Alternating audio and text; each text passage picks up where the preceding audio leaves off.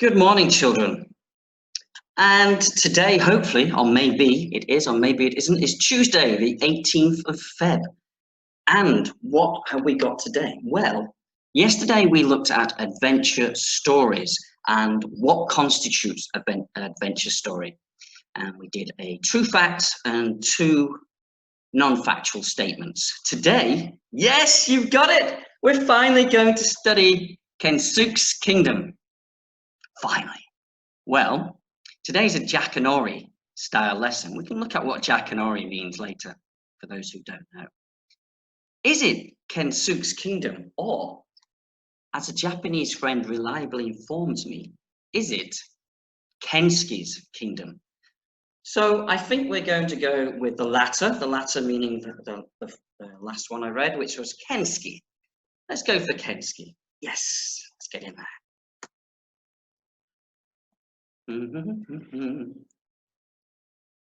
New slide, please, computer. Thank you. Well, we're going to read chapter 1, and this is part of our guided e-reading. I'm going to read this, but then you can read with someone else. You could swap with a parent or helper, sister or brother, maybe your pet rabbit. You could read to one of them and you could swap between you. One of you reads a paragraph, then the other one reads a paragraph. So maybe the A partner is your parent who reads a paragraph for you, and then you read a paragraph. If it's your pet rabbit, well, yeah, okay, you'll have to do all the reading yourself. Okay. And I also put in here, you can practice changing your accents. Now, I always like different accents. So this is my Scottish accent. It's not very good, but okay. And that's an example of changing an accent. We can try, can't we? Always try.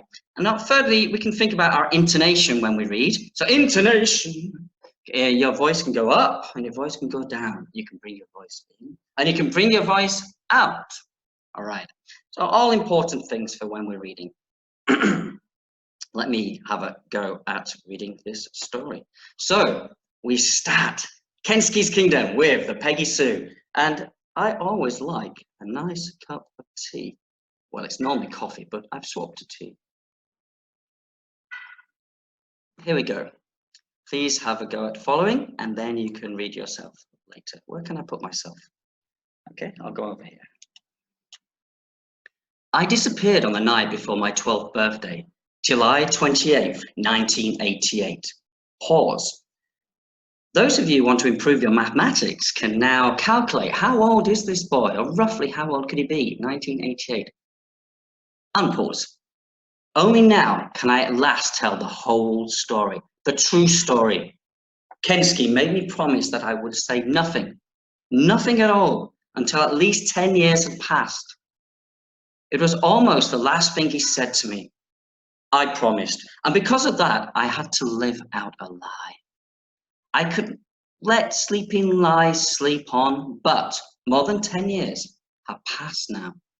I've done school, done college, and had time to think.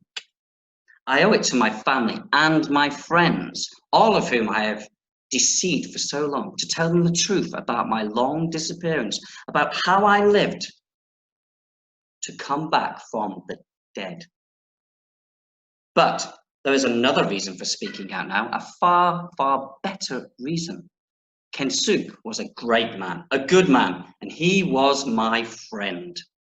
I want the world to know him as I knew him. So the story begins. Until I was nearly 11, until the letter came, life was just normal. Pause. Important part of the story. A letter came. So a letter came through the post, we can infer. Unpause. There were 4 of us in the house, my mother, my father, me, and Stella. Stella à toi. I wonder where they all forgot that name from. That is my one ear up and one ear down, black and white sheepdog. She always seemed to know what was about to happen before it did. But even she could not have foreseen how this letter was going to change our lives forever. Thinking back, there was a regularity, a sameness about my early childhood. It was down the road each morning to the monkey school, my father called it that because he said the children gibbered and screeched and hung upside down on climbing frame in the playground. And anyway, I was always monkey-faced to him. When he was in the playful mood, that is, which was often was, the school was called St. Joseph's, and I was happy there for most of the time anyway. After school every day, whatever the weather, I'd be off down to the recreation ground for football with Eddie Dodds, my best friend in the whole world, and Matt, and Bobby, and the others. Pause. You'll have to excuse me because the writing's quite small and I really do need to buy some glasses now. I will get some when I return to Shanghai. Unpause. It was muddy down there. Cross the ball and it would just land and stick. We had our team, the Mudlarks we called ourselves, and we were good too. Visiting teams did not expect the ball to bounce for some reason. Teams seemed to expect the ball to bounce for some reason, and by the time they realised it didn't, we were often 2 or 3 goals up.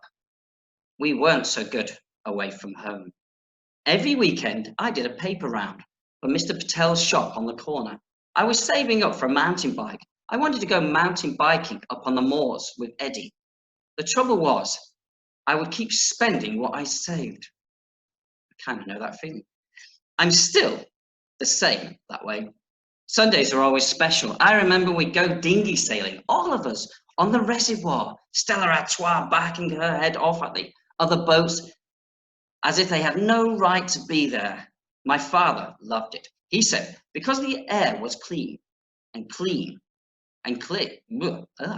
tongue twisted.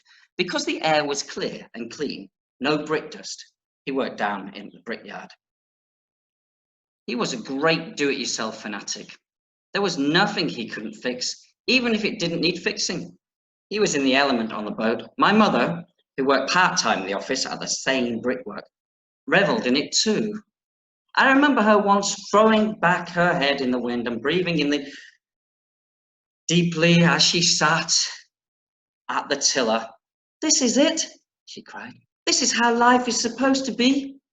Wonderful, just wonderful. She always wore a blue cap. She was the undisputed skipper. If there was a breeze out there, she'd find it and she'd catch it. She had a real nose for it. We had some great days on water. We'd go out when it was rough, when no one else would, and we'd go skimming over the waves, exhilarated in the speed of it and in the sheer joy of it. And if there wasn't a breath of wind, we didn't mind that either. Sometimes we'd be the only boat on the whole reservoir. We'd just sit there and fish instead. By the way, I was better at fishing than either of them. And Stella Artois would be curled up behind us on the boat, bored with the whole thing, because there was no one to bark at. Then the letter arrived. Stella Artois savaged it as it came through the letterbox. As you do, letterbox in the front of each house, and the post person delivers the letter and it comes through and normally falls on the floor.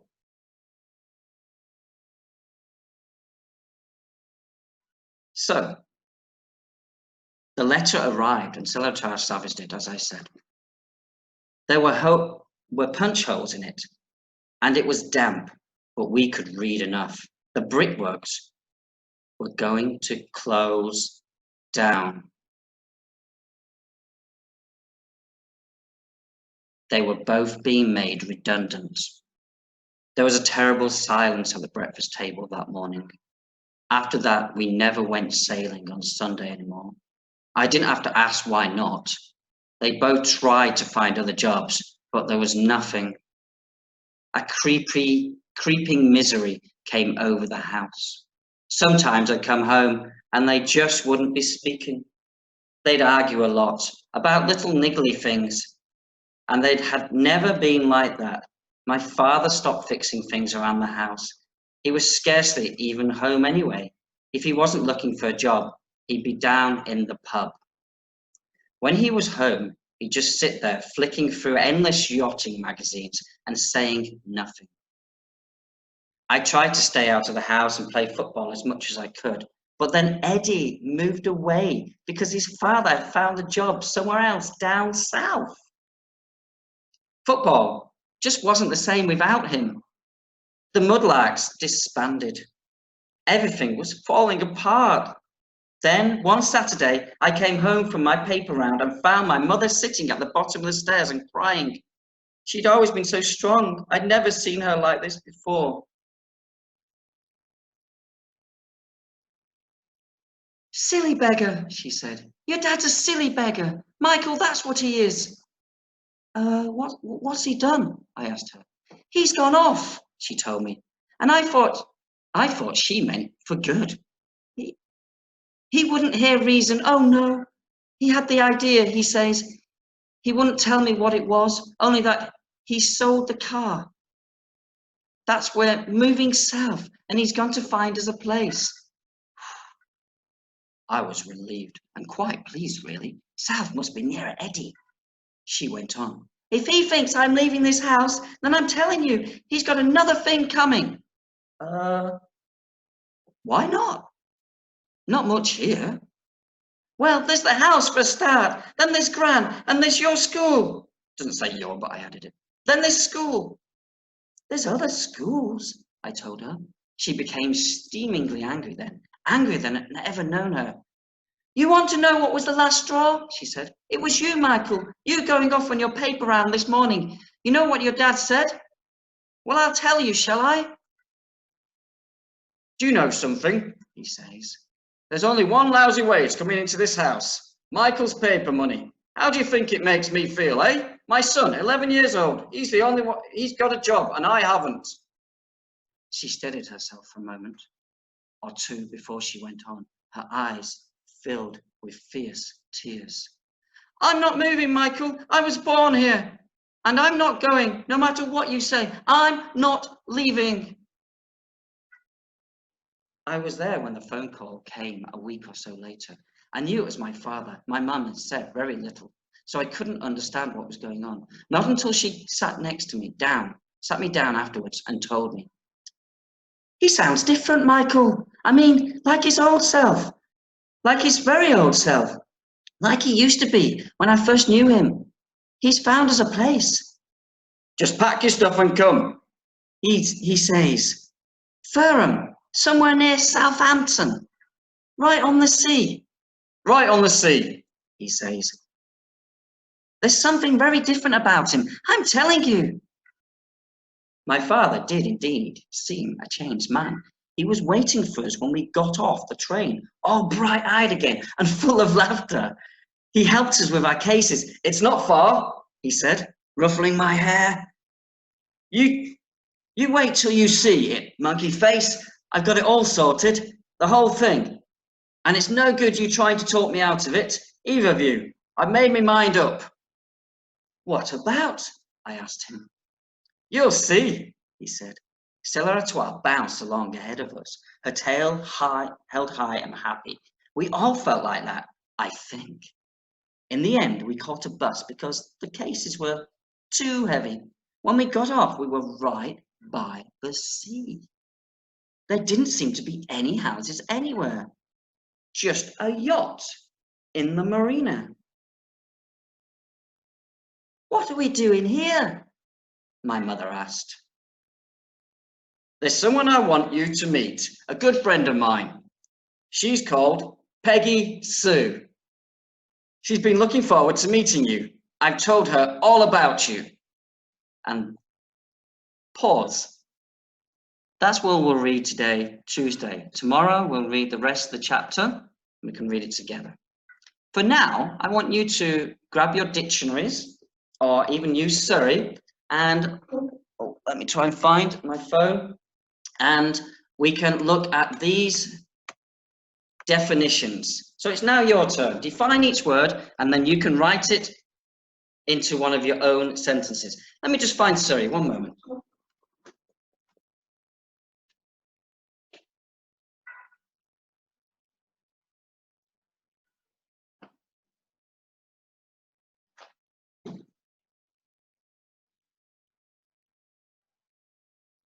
Okay, I've mislaid. Sorry, there she is. So you can use a dictionary, or like myself, I can say, Surrey, define yacht. As a manage means a medium-sized sailing boat equipped for cruising or racing. So we can put Would you our... like to hear the remaining one? Yes, please, Surrey. As a verb, it means race or cruise in a yacht. Thank you, Surrey. So we can use a dictionary, or we can use Surrey. We can write down the definition of each word, and then we can incorporate it into our own sentence. That's your task for today. Thank you for putting up with my trying to read very small texts with bad eyes reading to you. I hope you enjoyed it. Same again for Wednesday. I'll read the rest of the chapter. Bye for now.